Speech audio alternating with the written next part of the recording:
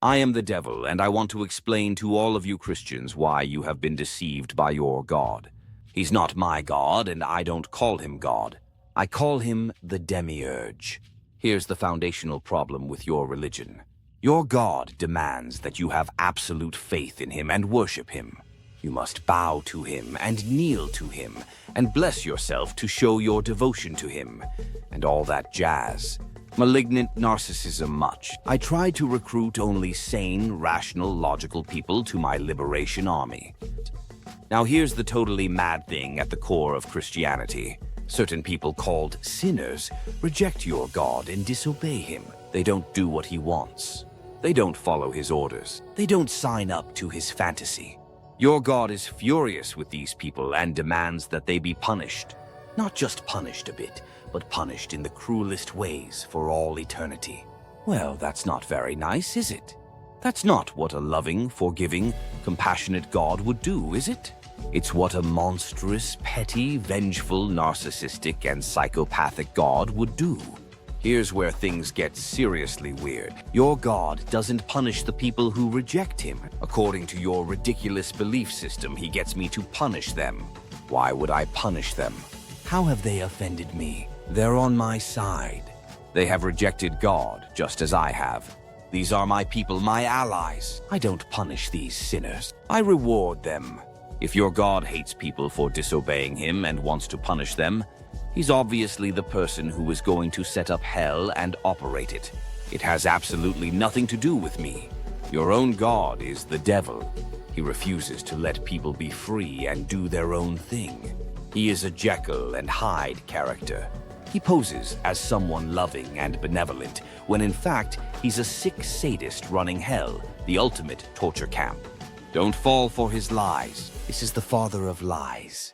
The devil is simply the aspect of God that he keeps out of sight. It's his shadow. He pretends it's another person.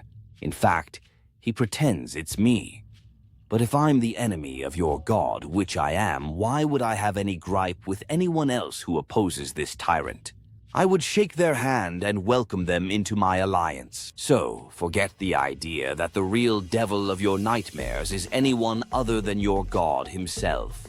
To understand your God, you need to understand the pathological disorder of malignant narcissism. Narcissism with a psychopathic mindset. A malignant narcissist splits the world into two. Into those who adore him and are fully under control, and those who criticize and oppose him and are not under any control.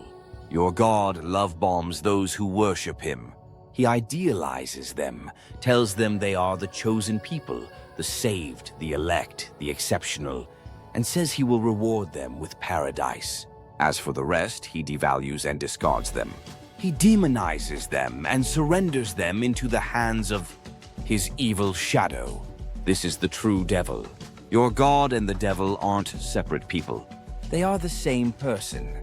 Your God is benevolent and loving when you do exactly what he wants. Think of him as a YouTube influencer. He loves you while you like, share, and subscribe and send him enormous super chats. He sings your praises and tells you how wonderful you are. But if you criticize him, ask him difficult questions, challenge his decisions, cast doubt on what he says, then besmears you and blocks you and tells everyone to have nothing to do with you. He ostracizes you, excommunicates you, disfellowships you, labels you a suppressive person. If he could get away with it, he would jail you or even kill you. He will definitely phone the FBI and make false and malicious complaints about you. True story. He does all in his power to harm you and silence you. Well, these aren't two different people. The smiling narcissist and the narcissist giving you the death stare. They are one and the same. And it's exactly the same with your God and the devil. They are the same person. What is different between them is that one will praise you and the other will damn you. Their attitude, the mask they wear, depends purely on you, on whether you are worshiping them or posing a threat to their control and causing others to doubt and question them and cease worshiping them. We all know that influencers issue cease and desists against anyone revealing the truth about them. They threaten to sue for defamation. They hire the top lawyers. We've all seen their tactics. One minute, like Mr. Beast, they are posing as impeccable philanthropists. The next second, they are mired in sleaze and toxicity, and are exposed as narcissists and psychopaths, and they immediately resort to their money and the law to silence all legitimate critics.